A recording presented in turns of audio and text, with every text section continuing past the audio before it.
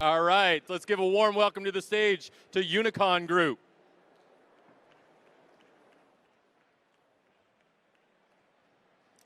Hello, everyone. My name is Dr. Chuks. I'm the CEO of UNICCON Group.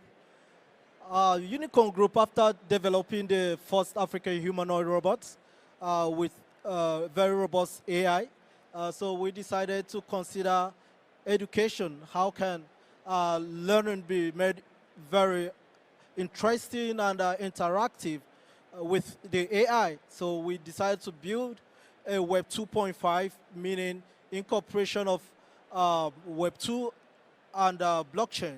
So we want to showcase the virtual reality alongside with artificial intelligence. So in the platform, we've been able to bridge language barrier because the platform showcases over 8 languages built to its native form. So it's very good for digital literacy. Contents are being developed in real time where community people that doesn't know how to read and write can navigate their way around and also use the VR headset in real time. So we designed a VR headset where they can put their phones and use controllers to navigate. So, and they can also have other features interacting with the AI in real time. You can ask anything to the AI, and you can keep a live conversation like you're making a video call. So it can serve for therapy purpose and all of that. So learning environment becomes interesting.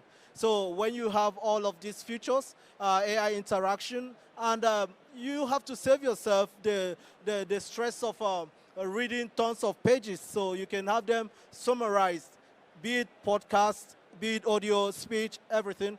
It can be summarized to the desired keywords.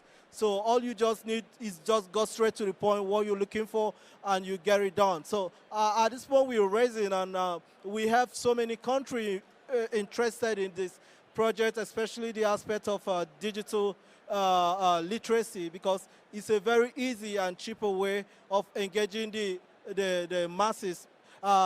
Because you can be talking about digital economy if the citizens are not digitally enabled.